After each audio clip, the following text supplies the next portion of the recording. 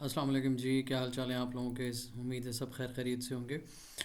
Okay जी, आज हमारी next class है और नेक्स्ट क्लास में हम लोगों ने डिस्कस करना है। बहुत ही इंटरेस्टिंग क्लास है, बेसिक है लेकिन बहुत इंटरेस्टिंग है और बहुत ही इम्पोर्टेंट है। इसके अंदर हम डिस्कस करेंगे एलिमेंट्स ऑफ ट्रेड। ठीक है, ये इसके आप लोग नोट्स बनाया करें साथ साथ, ताकि आप लोगों को ये चीज़ें जो है ना वो याद भी रहें। ठीक है, एलिमेंट्स ऑफ ट्रेड भी पढ़ेंगे और साथ साथ हम एक छोटी सी डेफिनेशन देखेंगे कि एल्गोरिदम क्या काम करता है, कौन से दो काम हैं जो एल्गोरिदम करता है।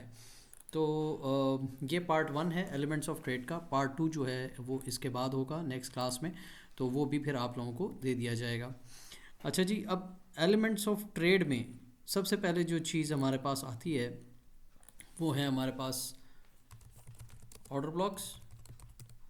ठीक है, दूसरे नंबर पे है हमारे पास फेयर वैल्यू गैप्स और तीसरे नंबर पे है हमारे पास हाइज एंड लोज। अच्छा, अब ये जो ऑर्डर मैंने लिखा है, order block, fair value gaps और हाइज एंड लोज, ज़रूरी नहीं है कि ये इसी ऑर्डर में हो। आप कोई भी चीज़ पहले पढ़ सकते हैं, कोई ऐसी बात नहीं है, इनकी कोई ऐसी सिग्निफिकेंस नहीं है कि यही चीज़ पहले आती है ये बाद में आती है। ठीक है, तो order blocks, fair value gaps and highs and lows. तो अब हम देखते हैं कि ऑर्डर ब्लॉक क्या होता है। सबसे पहले हम देखते हैं ऑर्डर ब्लॉक क्या होता है। ठीक है, अब ऑर्डर ब्लॉक क्या होता है कि फॉर एग्ज़ाम्पल ये आप देख रहे हैं कि मार्केट बुलिश है। ठीक है, जब मार्केट बुलिश होती है तो वो ऊपर जा रही होती है। बिल्कुल बेसिक लेक्चर है, इसलिए मैं बार बार बिल्कुल बेसिक बेसिक चीज़ें रिपीट करता हूँ, ताकि आप लोगों को जो है ना वो कोई चीज़ ऐसी ना हो जो समझ में ना आए। तो जब मार्केट बुलिश है, ठीक है, और वो हायर टाइम फ्रेम के किसी भी पीडी एरे से जाके टकराती है, यहाँ पे ये 1 आवर का टाइम फ्रेम है, तो डेली के टाइम फ्रेम में यहाँ पे कोई भी चीज़ हो सकती है। ऑर्डर ब्लॉक हो सकता है, फेयर वैल्यू गैप हो सकती है, हो सकता है प्रीवियस डे की कोई लिक्विडिटी पड़ी हो जो मार्केट ने ली हो। तो उसको लेने के बाद जब मार्केट रिवर्स होती है, जब मार्केट को ब्रेक लगती है और मार्केट वापस आती है, तो जो लास्ट बुलिश कैंडल होती है, जो क्योंकि ट्रेंड बुलिश था ना, तो लास्ट बुलिश कैंडल जो है उसको जब एक बेरिश कैंडल बॉडी के साथ ब्रेक कर दे। अब ये एक बेरिश कैंडल है लेकिन इसने इसको बॉडी के साथ ब्रेक नहीं किया है। ठीक है, इस बेरिश कैंडल ने ब्रेक किया है। तो जब ये bearish candle last bullish candle को बॉडी के साथ ब्रेक कर देगी, तो ये जो बुलिश कैंडल है, ये पूरी बुलिश कैंडल विक समेत, ये हमारा क्या बन जाएगा, ऑर्डर ब्लॉक। और ये बहुत स्ट्रॉन्ग ऑर्डर ब्लॉक है। क्यों? क्योंकि हो सकता है इसने किसी डेली की लिक्विडिटी ली हो या हाई टाइम फ्रेम के किसी स्ट्रॉन्ग पीडीआर में जाके टकरा के वापस जब प्राइस गिरी है, तो इंतहाई स्ट्रॉन्ग ऑर्डर ब्लॉक बना है। और मार्केट फिर क्या कर रही है, आप ये देखिए, मार्केट जब भी वापस आ रही है इसको टकरा रही है, नीचे जा रही है, फिर टकरा रही है, फिर नीचे जा रही है, फिर वापस इसी में आई है लेकिन फिर नीचे चली गई है। ठीक है, और ये बना है 3 ड्राइव पैटर्न। ठीक है, इसके बारे में हम आगे क्लासेस में बात करेंगे। तो ये 3 ड्राइव पैटर्न है, ये इंतहाई स्ट्रॉन्ग बेरिश पॉइंट है। खैर, बहरहाल हम यहाँ पे ऑर्डर ब्लॉक को पढ़ रहे हैं। तो ये जो लास्ट बुलिश कैंडल है ये है आपका ऑर्डर ब्लॉक। ठीक है, इसी तरीके से हम बेरिश की, ये है आपका बेरिश ऑर्डर ब्लॉक। अब हम देखते हैं कि बुलिश ऑर्डर ब्लॉक क्या होता है। ठीक है, बुलिश ऑर्डर ब्लॉक वो होता है जिसके बाद मार्केट बुलिश हो जाए। फॉर एग्जांपल ये मार्केट बेरिश थी, यहाँ पे हायर टाइम फ्रेम के किसी पीडीआरए को टकराने के बाद मार्केट यहाँ से बुलिश हुई है, लेकिन बुलिश होने से पहले उसकी जो लास्ट बेरिश कैंडल है, ये जो लास्ट बेरिश कैंडल है, ये क्या है, ये कहलाएगी ऑर्डर ब्लॉक।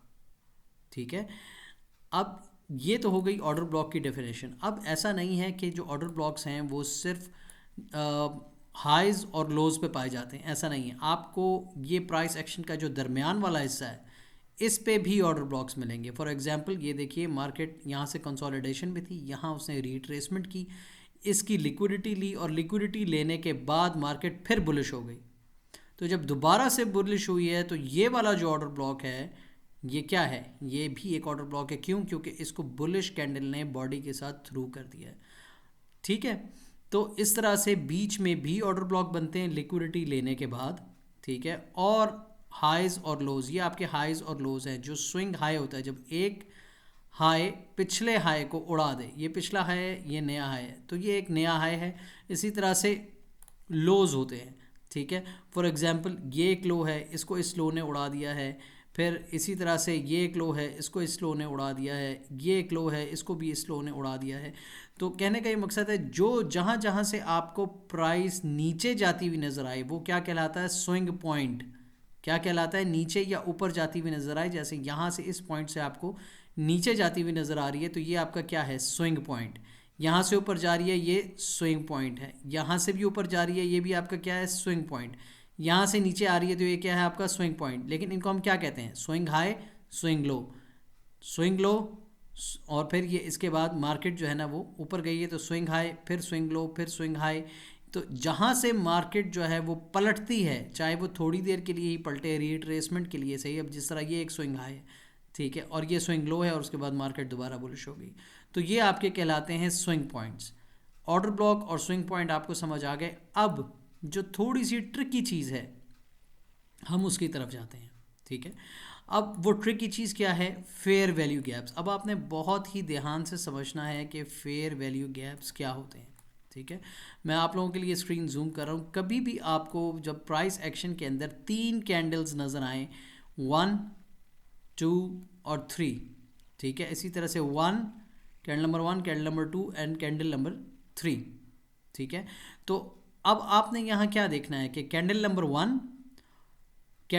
1 की ओपनिंग, क्योंकि ये बेरिश कैंडल है, ठीक है, कैंडल नंबर 1 की ओपनिंग और इसकी जो है वो जो थर्ड कैंडल है इसकी जो विक है, ज़रूरी नहीं कि यहाँ पे विक हो सकता है बॉडी यहाँ तक होती तो हम बॉडी को लेते, ठीक है, लेकिन यहाँ पे विक है तो हम विक भी ले सकते हैं, ठीक है। अब जिस तरह इसकी विक नहीं है, इसकी सिर्फ बॉडी है, तो हम इसको ले लेंगे। तो क्या होगा, कैंडल नंबर 1 और कैंडल नंबर 3 के दरमियान जो ये कैंडल नंबर 2 है, इसकी जो बॉडी पड़ी हुई है, ये क्या है हमारा, ये है हमारा फेयर वैल्यू गैप, ठीक है।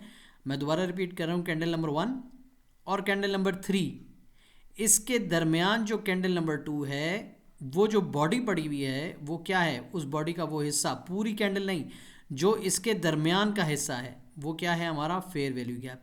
इसी तरह से ये आपकी कैंडल नंबर 1 है, ये कैंडल नंबर 2 है और ये कैंडल नंबर 3 है। तो इसमें हमारा फेयर वैल्यू गैप कौन सा हुआ, कैंडल नंबर 1 का लो और कैंडल नंबर 3 का हाई, उसके दरमियान जो इम्बैलेंस है, ये इम्बैलेंस पड़ा हुआ है किसका, बॉडी पड़ी हुई है किसकी, कैंडल नंबर 2 की। तो ये हमारा क्या कहलाएगा, fair value gap. I hope आपको मैंने ये चीज़ क्लियर की है।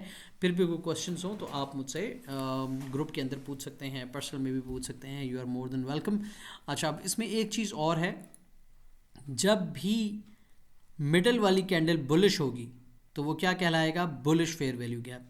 और जब भी मिडल वाली कैंडल बेरिश होगी तो ये क्या कहलाएगा, बेरिश फेयर वैल्यू गैप, ठीक है। आई होप आपको ये चीज़ समझ आ गई होगी, लेकिन फिर भी आपकी रेफरेंस के लिए मैं एक बार फिर रिपीट कर देता हूँ, क्योंकि ये इंतहाई अहम चीज़ है और ये बेसिक है, लेकिन आपको समझ आना बहुत ज़्यादा ज़रूरी है। कैंडल नंबर 1 और कैंडल नंबर 3 के दरमियान जो कैंडल नंबर 2 है उसकी बॉडी, ठीक है, पूरी बॉडी नहीं, जो कैंडल नंबर 3 और कैंडल नंबर 2 के दरमियान जो कैंडल नंबर 3 के दरमियान जो कैंडल नंबर 2 की बॉडी का हिस्सा है वो क्या है, फेयर वैल्यू गैप। इसी तरह से कैंडल नंबर 1 और कैंडल नंबर 3, ठीक है, ये देखिए ये क्या रखा हुआ है हमारा, फेयर वैल्यू गैप। क्यों, कैंडल नंबर 1, कैंडल नंबर 3 और कैंडल नंबर 2 की जो अवेलेबल बॉडी है इस गैप में, ये वाली, तो ये क्या है हमारा, ये है फेयर वैल्यू गैप, ठीक है जी। आई होप अब इस क्लैरिफिकेशन के बाद आप फेयर वैल्यू गैप के अंदर गलती नहीं करेंगे, ठीक है। अब ये तो हो गए आपके एलिमेंट्स ऑफ ट्रेड, ठीक। अब हम ये भी देख लेते हैं साथ साथ कि एल्गोरिदम काम क्या करता है, ठीक है। एल्गोरिदम काम ये करता है, एल्गोरिदम के सिर्फ और सिर्फ 2 काम हैं। मैं आपको यहाँ लिख देता हूँ आपके रेफरेंस के लिए, एल्गो के आपके सिर्फ 2 काम हैं।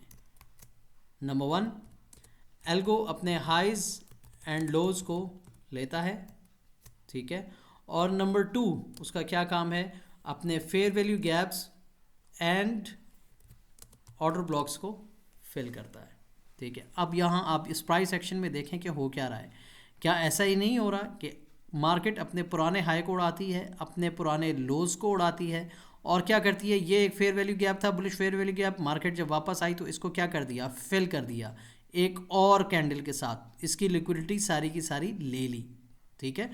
तो ये क्या हो गया, ये इसने अपना फेयर वैल्यू गैप को फिल कर दिया। इसी तरह से जब और यहाँ पे एक फेयर वैल्यू गैप दे दिया, अब जब मार्केट यहाँ से ऊपर जा रही है तो क्या कर रही है, इस फेयर वैल्यू गैप को फिल कर रही है, और पीछे क्या छोड़ के जा रही है, ऑर्डर ब्लॉक।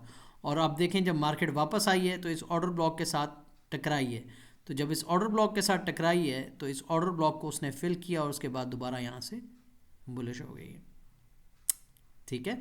तो एल्गोरिदम आपका दो ही काम करता है, हाइज और लोज को उड़ाता है, और फेयर वैल्यू गैप्स और ऑर्डर ब्लॉक्स को फिल करता है, ठीक है। इसकी हम मज़ीद डिटेल नेक्स्ट पार्ट में पढ़ेंगे, जहाँ पे हम देखेंगे कि एल्गोरिदम लिक्विडिटी के साथ किस तरह से काम करता है, और एलिमेंट्स ऑफ ट्रेड्स जो कि order block, fair value gap और हाइज एंड लोस हैं, इनको हम किस तरह से यूज़ करते हैं, किन किन चीज़ों के साथ यूज़ करते हैं, ये हम अपने पार्ट 2 में देखेंगे। चले जी, आई होप आप लोगों को आज का जो सेशन है वो समझ आया होगा। फिर भी आप लोगों के कोई क्वेश्चंस हैं, if there is anything I can help you with, you guys are more than welcome to ask any questions. इंशाल्लाह ताला आप लोगों से फिर बात होगी। Thank you so much. अस्सलाम वालेकुम।